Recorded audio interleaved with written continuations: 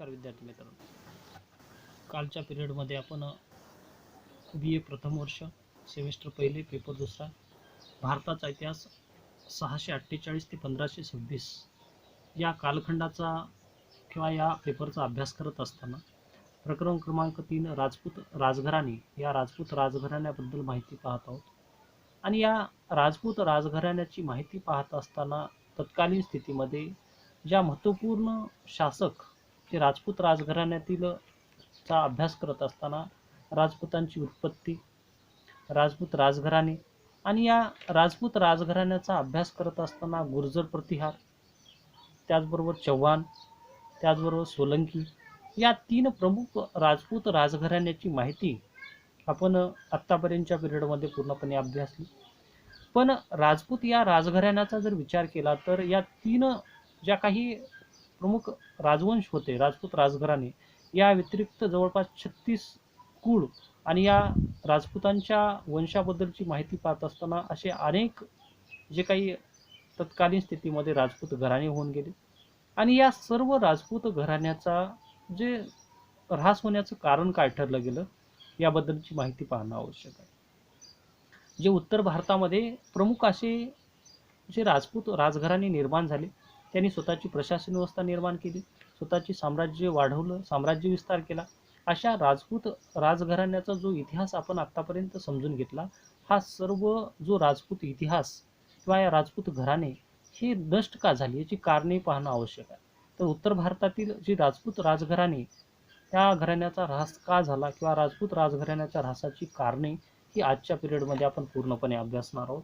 तर सर्वप्रथम ज्या राजपूत सत्ता त्या उत्तर भारतामध्ये निर्मितीस आल्या याचं कारण म्हणजेच हर्षवर्धन जो वर्धन घराण्याचा शेवटचा शासक आणि हा शासक म्हणजेच हा सर्व भारताला एककेंद्री किंवा एक हाती सत्ता प्रस्थापित करणारा हा शासक त्यांनी सर्व भारतभर आपली सत्ता वर्धन घराण्याची बसवली होती. आणि अशा स्थितीमध्ये या हर्षवर्धनाच्या मृत्यूनंतर उत्तर भारतामध्ये ज्या प्रांतामध्ये हर्षवर्धनाने नेमलेले जे काही सरदार सामंत होते त्यांनी स्वतंत्र अशी शासन व्यवस्था म्हणजे सत्ता निर्माण केली आणि त्याच सत्ता म्हणजे प्रतिहार असेल, गहडवाल, चंदेल, कलचुरी, परमार, चव्हाण असे वेगवेगळे तत्कालीन स्थितीमध्ये राजघराणे निर्माण झाले. आणि हर्षाच्या मृत्यूनंतर किंवा हर्षवर्धनाच्या मृत्यूनंतर उत्तर भारताच्या राजकारणात एक पोकळी निर्माण झाली आणि ती एक त्याचं कारण म्हणजे स्वतंत्र राज्य किंवा स्वतंत्र राजघराणे निर्माण करण्याची जी महत्त्वाकांक्षा ही विदेशी आक्रमणाला एक पोषक वातावरण निर्माण झालं आणि प्रत्येक प्रांतामध्ये वेगवेगळी राजघराणे निर्माण झाली. त्यामुळे इस्लामी आक्रमणे ही सतत भारतावर होऊ लागली आणि ह्या सर्व प्रांतीय अधिकारी जे काही शासक होते ज्यामध्ये प्रतिहार, गहडवाल, चंदेल, कलचुरी, परमार, चव्हाण हे आपापसामध्ये सत्ता संघर्ष करण्यात एकमेकाची साम्राज्य मिळवण्यासाठी किंवा साम्राज्य विस्तार करण्यासाठी किंवा राज्य मिळवण्यासाठी प्रयत्न करत होते. आणि या सर्व बाबीचा फायदा ही तत्कालीन स्थितीमध्ये इस्लाम आक्रमण करण्यास प्रारंभ केला आणि त्याचंच कारण ठरलं की राजपूत राजघराण्याचा ऱ्हास हे प्रमुख कारण हे कारणीभूत ठरलं. त्याबरोबरच अन्य काही कारणं होती त्या बाबीची माहिती आपण आजच्या पिरियडमध्ये पाहणार आहोत. तर राजपूत राजवंश किंवा राजघराणे यांच्या ऱ्हासाची कारणे पाहत असताना नंबर 1चं कारण अकार्यक्षम नेतृत्व. आता भारतीय इतिहासाचा विचार करता किंवा राजपूत इतिहासाचा विचार करता ज्या काही राजपूत राजघराण्यातील काही शासक नेतृत्व क्षमता त्यांच्याकडे नव्हती आणि त्याचं कारण म्हणजेच तत्कालीन स्थितीमध्ये ती राजघराणे अस्त होण्यास कारण ठरलं गेलं. आता राजपुतासोबतही राजपुताची जी घराणे होते प्रतिहार असेल, चव्हाण, गहडवाल, चंदेल, परमार ही सर्व राजवंश तत्कालीन स्थितीमध्ये एक महत्त्वपूर्ण राजवंश म्हणून ओळखली जात होती आणि या राजघराण्यामध्ये अनेक काही शूरवीर शासक होऊन गेले. त्यामध्ये नागभट द्वितीय असेल, राजा भोज असेल, जयचंद्र राठोड असेल, पृथ्वीराज चव्हाण होते. हे शूरवीर होते परंतु यांच्या नंतर जे काही शासक आले त्यांच्या वंशामध्ये त्या शासकांना राज्यकारभार कसा करावा, विदेशी आक्रमण कसं रोखावं आपापसात मैत्री संबंध किंवा सहकार्याची बाजू कशी असावी या बाबी त्यांनी अंगीकार केला नाही आणि त्याच बाबीचा फायदा म्हणजे अशा विभक्त राहणाऱ्या प्रांताचे जे सत्ताधीश याचा फायदा घेण्याचं काम तत्कालीन स्थितीमध्ये विदेशी शासकांनी केलं आणि त्यामुळेच भारतामध्ये इस्लाम आक्रमणे वाढू लागली आणि त्यामुळे राजपूत सत्ता ह्या नष्ट होण्याच्या मार्गावर लागल्या. नंबर 1चं कारण अकार्यक्षम नेतृत्व. आता नंबर 2 आपसात मतभेद. राजपूत जे राजघराणे होते ही अनेक राजपूत राजघराणे होती. हे आपापसामध्ये सत्ता संघर्ष करण्यामध्ये ते धन्यता मानत किंवा एकमेकाचं राज्य मिळवण्यासाठी प्रयत्न करत. अशा स्थितीचा विचार करता किंवा याचं उदाहरण पाहता पृथ्वीराज चव्हाण आणि जयचंद राठोड यांचं एकमेकामध्ये कट्टर भांडण किंवा एक वाद होता. त्याचं कारण म्हणजे जयचंद राठोडची मुलगी संयोगिता तिला यास पृथ्वीराज चव्हाणने अपहरण केलं आणि तिच्यासोबत विवाह केला. अशा स्थितीमध्ये जयचंद जयचंद होता, जयचंद राठोड जो गहिरवाड वंशाचा शासक, त्यांनी तत्कालीन स्थितीमध्ये मोहम्मद घोरी आहे या मोहम्मद घोरीला भारतामध्ये ज्या पृथ्वीराज चव्हाण विरुद्ध आक्रमण करताना 1192 मध्ये एक प्रोत्साहन देण्याचं काम केलं, मदत करण्याचं काम केलं आणि अशामुळेच चव्हाण वंशाचा नाश झाला. आणि अशाच प्रकारचे उदाहरण प्रतिहार असेल, परमार असेल, त्याच्यानंतर चव्हाण असेल, या शासकांचं आपापसात असणारं मतभेद आणि त्यामुळे प्रांतीय सत्तामध्ये सतत संघर्ष होत होते आणि या सर्वांचा फायदा तत्कालीन स्थितीमध्ये विदेशी लोक जे विदेशी आक्रमणकार होते यांनी भारतामध्ये सत्ता प्रस्थापित करण्यासाठी एक महत्त्वपूर्ण भूमिका बजावली. त्याच्यानंतर नंबर 3चं कारण तुर्की आक्रमणे. आता इसवी सन 712 पासून भारतावर तुर्की आक्रमणे होण्यास सुरुवात झाली. त्याच्यामध्ये ही आक्रमणे होत असताना मोहम्मद गजनी असेल, मोहम्मद घोरी असेल, या शासकांनी भारतामधली संपत्ती मिळवण्यासाठी या ठिकाणी आक्रमण करण्यास प्रारंभ केला. मोहम्मद गजनीने ते भारतावर जवळपास 1000 ते 1025-26 पर्यंत 17 वेळेस स्वाऱ्या केल्या आणि अशा स्थितीमध्ये त्यांनी एक लुटारू वृत्तीने भारताची जी काही संपत्ती ही विदेशामध्ये स्वतःच्या राज्यामध्ये नेण्यास प्रारंभ केली. त्यावेळेस जी तुर्की आक्रमणे होत होती किंवा लुटमार होत होती, अशा स्थितीमध्ये जे भारतातील जे राजपूत राजघराणे होते हे एकमेक सर्वजण एकत्र आले तर तत्कालीन स्थितीमध्ये जी तुर्की आक्रमणे यांना रोख बसला असता किंवा ते त्या ठिकाणी त्याच्यावर प्रतिबंध झाला असता. पण प्रत्येक शासक आपली राज्यव्यवस्था सांभाळण्यासाठी प्रयत्न करत होता किंवा अन्य लोकांच्या किंवा अन्य राज्यावर होणारे आक्रमण याचा विचार करत नव्हता आणि याचाच फायदा म्हणजे जी प्रांतामधले जी छोट्या छोट्या सत्ता होत्या या इस्लाम आक्रमणाने जिंकून घेण्यास प्रारंभ केला. त्यामुळेच छोटे मोठे राज्य जे राजपूत राजघराणे होते ते नष्ट होण्याच्या मार्गावर लागले. नंबर 4 उत्कृष्ट नेत्याचा अभाव. म्हणजेच हर्षवर्धन जो वर्धन घराण्याचा महान राजा, त्यांनी सर्व भारताला एक केंद्री सत्ता भारतावर प्रस्थापित केली होती. असा शासक हर्षवर्धनानंतर झाला नाही. म्हणजे उत्तर भारत आणि दक्षिण भारतातील ज्या छोट्या मोठ्या प्रांतीय सत्ता होत्या या सर्वावर नियंत्रण प्रस्थापित करणारा कोणताही शासक उरला नाही आणि त्यामुळे जी छोटी मोठी राजघराणी होती, प्रांतीय सत्ता होत्या, हे आपलं राज्य टिकून ठेवण्यासाठी ते एकमेकावरच सत्ता संघर्ष करणे किंवा एकमेकावर आक्रमण करून सत्ता मिळवणे याचा मध्येच गर्क होते आणि याचाच फायदा म्हणजे तत्कालीन स्थितीमध्ये प्रांतीय शासकामध्ये वाद तंटे निर्माण झाले आणि या सर्व बाबीचा फायदा म्हणजे एककेंद्री सत्ता असणारा शासक नसल्यामुळे इस्लामी आक्रमणे भारतावर येऊ लागली आणि ती आक्रमणे होत असताना शेजारील राष्ट्र किंवा छोटे राज्य हे आपल्या शेजारी राज्यावर होणारं आक्रमण, विदेशी आक्रमण याला रोखण्यासाठी मदत करत नव्हते आणि अशामुळे एक राज्य हे नष्ट होण्याच्या मार्गावर लागलं. त्याचं कारण ठरलं की उत्कृष्ट किंवा एक नेतृत्व करणारा तत्कालीन स्थितीमध्ये हर्षवर्धनानंतर योग्य असा सम्राट किंवा राजा निर्मित उदयास आला नाही. त्याच्यानंतर नंबर 5चा पॉईंट दक्षिण भारताचे सहकार्य घेतले. जे उत्तर भारत आणि दक्षिण भारत या दोन सत्ता भारतामध्ये निर्माण झाल्या होत्या. दक्षिण भारतामधल्या वेगळ्या सत्ता होत्या, चालुक्य, राष्ट्रकूट, यादव या महान अशा सत्ता होत्या. त्यांनी भारतभर अशी सत्ता सत्ता प्रस्थापित करण्याचा प्रयत्न केला.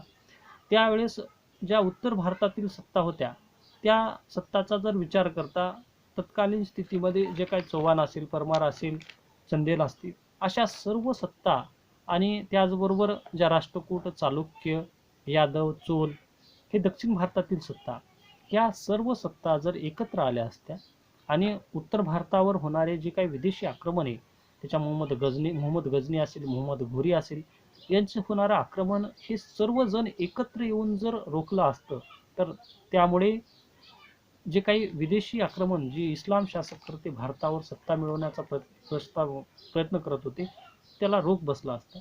पण असा प्रयत्न केला गेला नाही. त्यामुळे दक्षिण भारत आणि उत्तर भारत अशा प्रकारचा जो एकत्र येण्याची भावना ही निर्माण न झाल्यामुळे राजपूत राजसत्ता ह्या नष्ट होण्याच्या मार्गावर लागल्या. त्याच्यानंतर नंबर 6चं कारण हे महत्त्वपूर्ण कारण याला सुद्धा मानलं जातो हिंदू जीवन पद्धती. आता या हिंदू जीवन पद्धतीचा जर आपण विचार करता तत्कालीन स्थितीमध्ये भारतामध्ये विविध जाती, पंथ, धर्म होते.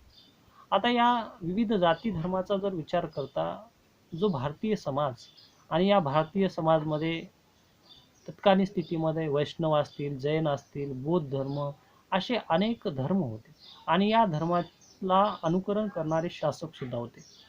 आणि हे शासक तत्कालीन स्थितीमध्ये जे विदेशी आक्रमण, जे तुर्कांचं आक्रमण हिंसक व क्रूर पद्धतीचं होतं, ह्या आक्रमणाला चा विरोध करताना तत्कालीन स्थितीमध्ये वैदिक धर्माचं किंवा अन्य जे काही बौद्ध धर्म असेल किंवा जैन धर्म असेल या सर्व धर्माच्या नियमाचं पालन करून जे काही युद्ध करण्याची नीती त्यांच्यामध्ये होती. आणि अशा स्थितीमध्ये त्याचं उदाहरण पाहिलं तर जे पृथ्वीराज चव्हाण, या पृथ्वीराज चव्हाणने ज्या काही प्रथम तत्कालीन स्थितीमध्ये तराईंच्या पहिल्या लढाईमध्ये 1191 मध्ये ज्या मोहम्मद घोरीने पृथ्वीराज चव्हाण विरुद्ध तराईंच्या पहिल्या लढाईमध्ये आक्रमण केलं, त्यावेळेस या मोहम्मद घोरीचा जर तेव्हाच पराभव केला असता, त्याची हत्या घडून आणली असती, त्याचा पूर्णपणे बंदोबस्त केला असता तर पुन्हा एकदा म्हणजे 1192 मध्ये हा मोहम्मद घोरी आक्रमण केला नसता. आणि 1192 मध्ये ज्या पृथ्वीराज चव्हाणचा पराभव झाला आणि चव्हाण घराण्याची पूर्ण सत्ता ही नष्ट झाली. याचं कारण होतं की पृथ्वीराज चव्हाण यांनी तराईंच्या पहिल्या लढाईमध्ये जो मोहम्मद घोरी पराभूत झाला, अशा स्थितीमध्ये त्याच्या हातामध्ये शस्त्र नसल्यामुळे किंवा जी सैन्य पळून जात होती, अशा स्थितीमध्ये राजपुतांचा एक नियम होता की निशस्त्र असणाऱ्या लोकांवर शस्त्र चालवायचं नाही. आणि याचाच फायदा पुन्हा एकदा म्हणजे पुढच्या वर्षी म्हणजे 1192 मध्ये मोहम्मद घोरीने पुन्हा एकदा पृथ्वीराज चव्हाणवर आक्रमण केलं सर्व सैन्यानिशी आणि पृथ्वीराज चव्हाणचा पराभव केला. म्हणजेच जे काही वैदिक धर्म किंवा ज्या काही हिंदू जीवन पद्धती याचा अंगीकार केल्यामुळे सुद्धा राजपुतांच्या ज्या नीती होत्या, राजपूत हे एकवचनी, एकदा जर एक वचन दिलं तर त्यानुसार अंगीकार करणारा हा जे राजपूत होते, या सर्व बाबीचा दुष्परिणाम हे तत्कालीन स्थितीमध्ये राजपुतांच्या ऱ्हासाचं कारण ठरलं.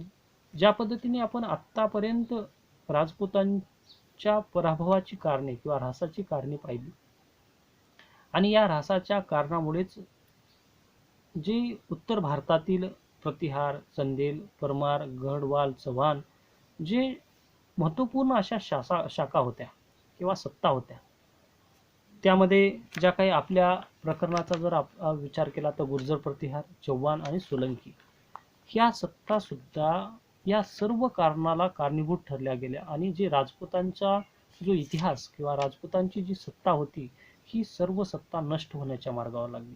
आणि शेवटी विदेशी आक्रमणे म्हणजे तुर्कांची आक्रमणे, मोहम्मद गजनी असेल, मोहम्मद घोरी असेल यांनी भारतावर सत्ता प्रस्थापित केला आणि याचाच परिणाम म्हणजे भारतामध्ये असणारी राजपूत राजसत्ता ही पूर्णपणे नष्ट झाली.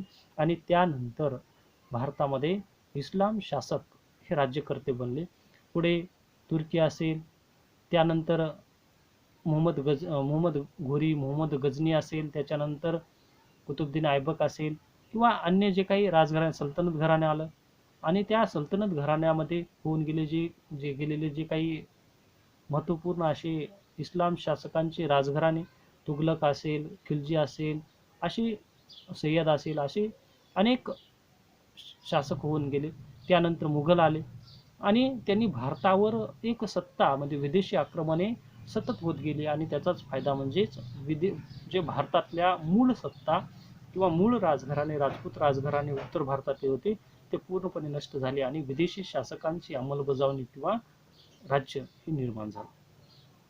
तर आतापर्यंत आपण प्रकरण क्रमांक 3 जे BA प्रथम वर्ष पेपर दुसरा आणि सेमिस्टर पहिले भारताचा इतिहास इसवी सन 648 ते 1526 या कालखंडाचा विचार करता प्रकरण क्रमांक 3 जे राजपूत राजघराणे म्हणून जे प्रकरण होतं, त्या राजपूत राजघराण्याची माहिती पाहत असताना राजपूतांच्या उत्पत्तीचा सिद्धांत, राजपूतांचा उदय कसा झाला किंवा विस्तार कसा झाला याबद्दलची माहिती पाहिली. त्याचबरोबर या राजपूत घराणे ज्या प्रकरण क्रमांक 3 मधल्या महत्त्वपूर्ण नंबरचा पॉईंट म्हणजे गुर्जर प्रतिहार, चव्हाण आणि सोलंकी या 3 प्रमुख ज्या आपल्या अभ्यासक्रमाला दिलेल्या राजपूत राजघराण्याची माहिती पाहिली. त्यानंतर जे राजपूत राजघराणे जे गुर्जर प्रतिहार, चव्हाण, सोलंकी, परमार, चंदेल, गहडवाल असे अनेक जे राजपूत राजघराणे होते, हे राजपूत राजघराणे उत्तर भारतामध्ये जे प्रभावी शासन व्यवस्था निर्माण करणारे किंवा राज्य करणारे अचानकपणे जे विदेशी आक्रमणे यांच्या बळी कसे पडले किंवा त्यांच्या विदेशी आक्रमणाच्या हातात सत्ता कशी गेली किंवा राजपूत घराण्याचा ऱ्हास कसा झाला याबद्दलची माहिती आपण 5 ते 6 पॉईंटमध्ये राजपूत घराण्याच्या ऱ्हासाबद्दलची माहिती पाहिली.